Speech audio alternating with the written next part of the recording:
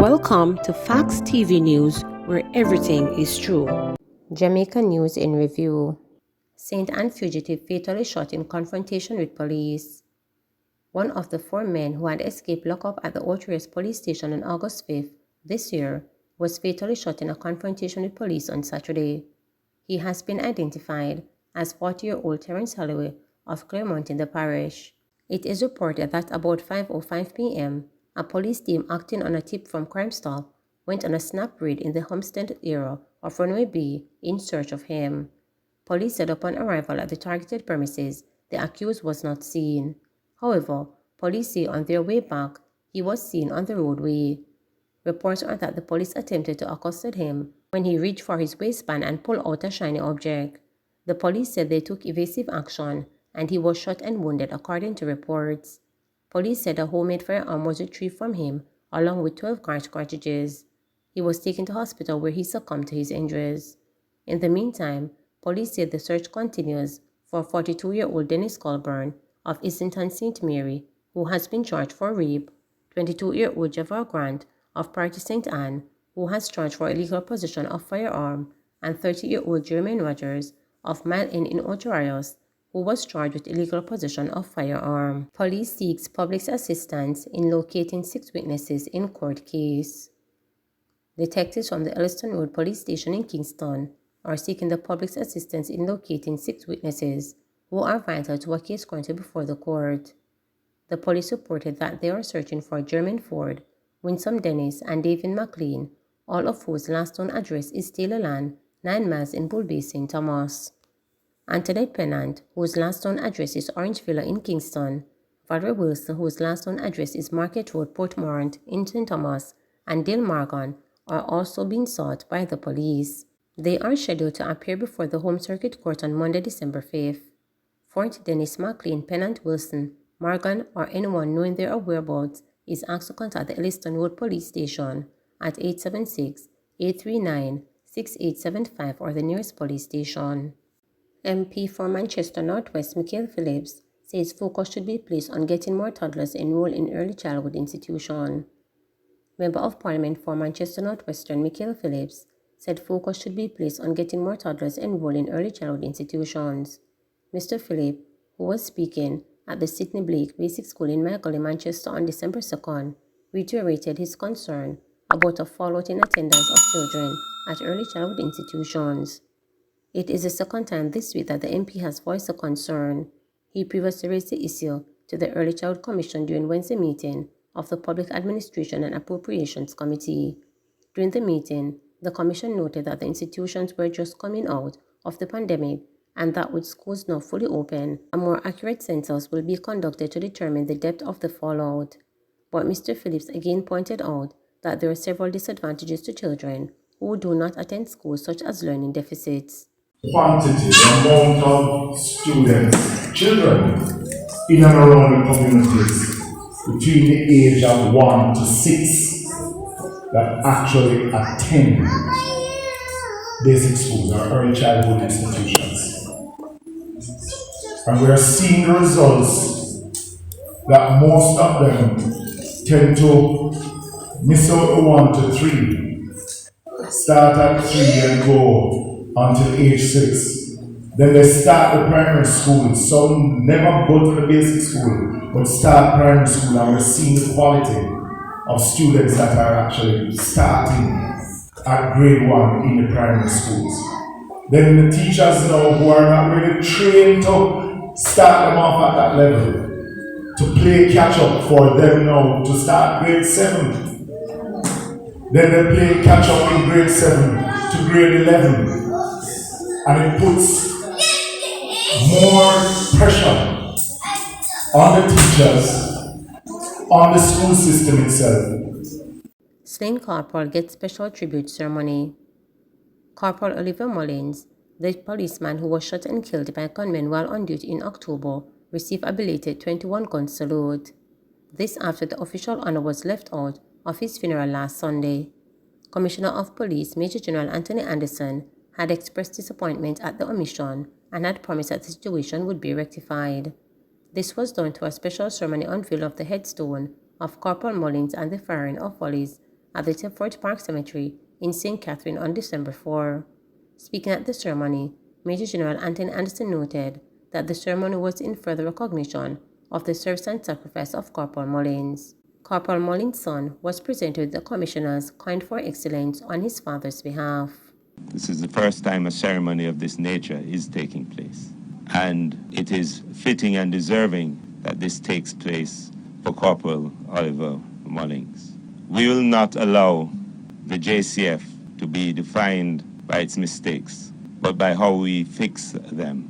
Today is one such event that cements this philosophy. I thank the family of Corporal Mullins for working with us, for being with us as we were with you through this process. We are ensuring that a fitting send-off and that all honors that were deservedly to be bestowed on Corporal Mullins are going to happen, and that it is befitting the kind of sacrifice he made. William Knibb student sentenced to 4 years and 10 months for murder. The 17-year-old William Knibb Memorial High School student, who pleaded guilty to manslaughter in connection with the stabbing death of fellow student Kamal Hall, was sentenced to 4 years and 10 months. Justice Andrea Thomas handed down the ruling in the matter on Monday in the St. James Circuit Court. She explained that she took into consideration a number of factors when coming to her decision. Hall was fatally stabbed during a dispute at school allegedly over a card ring in March of this year. The accused was subsequently charged, and in November he pled guilty. Man shot during long-hour standoff with police in Mandeville. A man has been hospitalized after he was shot during a confrontation with the police following a bizarre series of events which unfolded in Mandeville on Monday afternoon.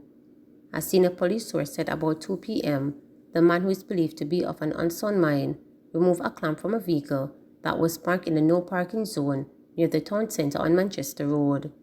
A team of municipal police responsible for clamping the vehicle chased the man to the parking lot of Bankhouse Mall off Mandeville Road.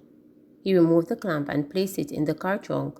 The municipal team, called the police, and they responded and ended up on Bankhouse Mall, where there was a standoff for over an hour, so they called for backup and summoned the mental health unit. In the process of treating him, he attacked them, the police source said. It is reported that the man, armed with a knife, attacked both the police and the healthcare workers. A video, which has gone viral on social media, shows the man holding stones and resisting to comply with the police before being shot in his foot. He was taken to the hospital, where he has been admitted for treatment. The Independent Commission of Investigations (INDECOM) is probing the incident. Elderly returning residents robbed of guns, cash in Westmoreland.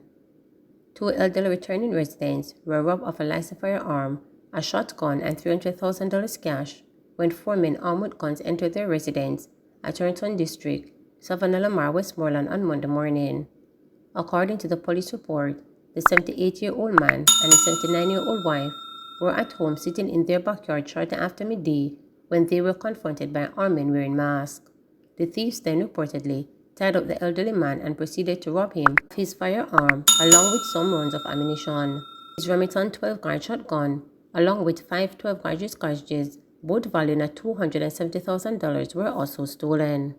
The men then ransacked the house and robbed them of cash amounting to $300,000. The thieves later escaped through a grill at the side of the house, which was observed to be the point of entry, the police report stated. Investigations are ongoing. 2 presumed dead, 4 in custody after Manchester supermarket robbery.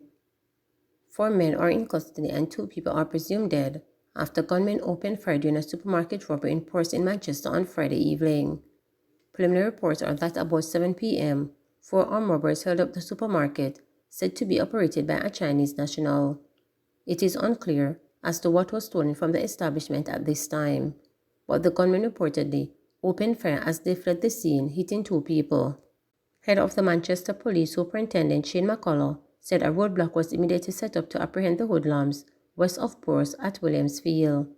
They carried out a robbery at the supermarket, and on the way out they started a fire randomly and 2 people were shot. Based on that, the police quickly set up a roadblock and the men were intercepted, he said. The 4 men were taken into custody, while 3 firearms, an AK-47, 2 handguns, and a ballistic vest were seized, McCullough said. The police suspect that the gunmen may be linked to a robbery earlier Friday at a gas station in Christiana. These latest incidents follow armed robberies in Cross Keys and Knockpatrick, both in Manchester on Tuesday and Wednesday. On Thursday, 2 suspects were held in relation to those incidents. 21-year-old gunned down in Kendal, Manchester. Police are probing the murder of a man whose body was found with what appeared to be gunshot wounds in Kendal, Manchester on Thursday afternoon. A relative named the deceased as 21-year-old Sunil Mushet, a resident of Comfort District in the parish. Preliminary reports are that about 5 p.m., residents heard loud explosions and summoned the police. Mushet's body was subsequently found 50 meters from Kendal Boulevard Main Road on a Windalco private road. Statistics from the police show that up to Monday, December 5th, Manchester recorded 49 murders since the start of the year, compared to 32 for the corresponding period last year. Teen among 2 charged with murder of 16-year-old. A teenage boy is among 2 people charged with Tuesday's killing of 16-year-old Twen Allen in North Parade, Kingston. Charged with murder is 18-year-old Siobhan Lawrence of Luke Lane, Kingston. He is jointly charged with a 15-year-old boy. Reports are that Allen and the 15-year-old boy had a dispute. The teen, along with Lawrence, allegedly attacked Allen and stabbed him several times. Allen was pronounced dead at hospital. The police were summoned and the attackers taken into custody. They were both charged following a recording of witness statements as well as caution statements. Their court date is being arranged. St. Anne man charged for stabbing woman. A male customer service representative has been charged with wounding with intent after he inflicted several stab wounds to a woman in Orange Hill, St. Anne on Sunday, December 4. Charged is 29-year-old Demani Newland of Liberty Valley in Brownstown in the parish. Reports are that about 10:30 a.m., Newland was at a woman's house doing construction work when an argument developed between them. During the dispute, Newland used a knife to stab the woman several times in her upper body. The police were summoned and the woman was taken to hospital, where she was admitted. Newland was apprehended at the scene and later charged. His court date is being arranged. Kingston man charged after attempt to rob cell phone gets shot. A man was charged with assault with intent to rob, illegal possession of firearm and ammunition, following an incident on North Street in Kingston on Saturday, November 19. Charged is 25-year-old Cashwell Campbell, otherwise called Red, of Bond Street in the parish. Reports from the Denhamtown police are that about 7 p.m., the complainant was awaiting transportation on North Street when he was attacked by Campbell and other men who brandished a firearm and demanded his cell phone. The complainant pulled his firearm and opened gunfire at the men. Campbell later turned up at hospital seeking medical assistance. When he was apprehended, the police said. $800,000 bail for ex-soldier on gun charge. An ex-soldier who was reportedly found in possession of an illegal firearm was granted bail when he appeared in the Manchester Parish Court on Wednesday. Josh Campbell, a shop owner from Domson District in Manchester, was given $800,000 bail and is to return to court on January 30 next year. Campbell is charged with illegal possession of firearm, 2 counts of illegal possession of ammunition, possession of and dealing in ganja, and possession of uncustomed goods. Allegations are that on November 17, while conducting investigations into an incident, police went to Dobson District where the soldier was seen and accosted at his business place. Police said the shop was searched and illegal ammunition, vegetable matter resembling ganja, and illegal cigarettes were found. The shop owner's car was also searched and an illegal firearm found with several live rounds. The ex-soldier was taken into custody and following further investigations was charged. Update and man arrested for stealing copper cable. By police officers. The Matildas Corner Police Patrol team responded to calls that some suspicious activities were taking place within the Hillcrest Avenue area about 1:45 a.m. On arrival of the police, a truck was seen, cable was seen lining the roadway about midway Hillcrest Avenue to the end towards Hopefield. Now, upon investigation, one man was seen beside the truck. He was accosted by the police, and the questions asked of him if he was an employee of Flow or Digicel. He denied working with any of the companies, and of such, he was taken into custody for further investigation. Upon further investigation, it was discovered that the cable was removed from a culvert, which is an underground area which is controlled by both telecommunication companies where they run the cables. Now the cover was removed and the cable was attached to the truck and pulled from where it was underground. The length of the cable is about 250 to 300 meters. The real measurement is not known as yet, but that's the estimate that was given by the experts who came on the scene. The estimated cost for the cable, well, it's over $3 million. We are still conducting investigation into this matter. Caution statement was collected by the police and charges will be levied against him. He is in our custody as also the truck. The scene was processed by our senior crime personnel for evidential purposes. As it relates to the question and answer, he did not have an attorney, thereby the police requested the assistance of a justice of the peace to be present whilst conducting that question and answer from him. At this time, I can say that charges were levied against him. I cannot say the court date as yet. The charges, they are not confirmed as yet, so I cannot give his name or address.